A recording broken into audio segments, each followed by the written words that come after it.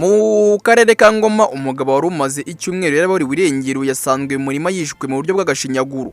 Mu karere ka Ngoma abaturage b'umurenge wa Gashanda bari mu gahinda n'ubwoba nyuma yo kubona umurambo w'umugabo wari umaze icyumweru yaraburiwe irengero, aho basanze yarishwe mu buryo bwateye benshi ihungabana.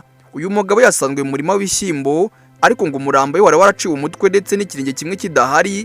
Ibintu byatumye abaturage benshi bavuga yuko ari ubwicanyi bwakozwe mu buryo bw'ubugome kandi bukabije. Amakuru atangwa n'abaturage avuga yuko nyakwigendera yaramaze iminsi 7 ataboneka, ariko abo muryango we n'abaturanyi bari baratangiye kumushakisha ariko ntibamubone. Nyuma y'iminsi ishize nta makuru ye, abaturage ngo bagiye kubona umurambo mu murima. Ibintu byahise bitera ubwoba bwinshi n'urujijo muri aka gace. Abagizeho umurambo bonetse bavuga ko ngo byari biteye agahinda gakomeye, aho ngo umutwe nta wari uri ku mubiri kandi ngo ikirenge kimwe kitari ku kuguru, mu gihe kandi umurambo we bari barawujugunye mu murima w'ibishyimbo. Ibi ngibi byatumye benshi bakekwa yuko bariciwe ahandi, nyuma bakaza kujugunya umurambo aho bawubonye. Ubuyobozi bw'umurenge wa Gashanda bwatangarije itangazamakuru ko iperereza ryakomeje kandi ko kugeza ubu ngubu gishakisha umutwe n'ikirenge by'uyu mugabo. Ibi ngibi byerekana ko hari byinshi bitarasobanuka kuri uru rupfu ndetse ko n'ababikoze bataramenyekana. Abantu baherukaga kubona nyakwigendera bavuga ko ngo mbere yuko abarirwa irengero yari amaze kugurisha isambu.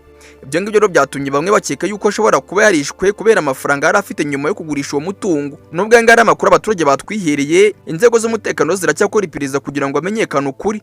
Nyuma y'iyi nkuru kandi abaturage benshi bavuga yuko bafite impungenge ku mutekano wabo, cyane cyane kubera uburyo uru rupfu rwakozwemo. Hari abavuga ko ibikorwa nk'ibi byari bimaze bitagaragara muri kano gace. Hari kandi n'abavuga ko uburyo umurambo yabonetse byari biteye ubwoba. Ikindi kandi ngo bikwiye gukorwaho iperereza ryimbitse kandi vuba. Hari ibibazo byinshi abaturage barimo kwibaza bagira bati ubu ni se ninde wakoze ubu bwicanyi? Kuki se umutwe we n'ikirenge byaburiwe irengero? Ese kuko amafaranga niyo yarabaye intandaro ya runo rupfu? Ibi byose ni by'iperereza rizasubiza mu minsi iri imbere.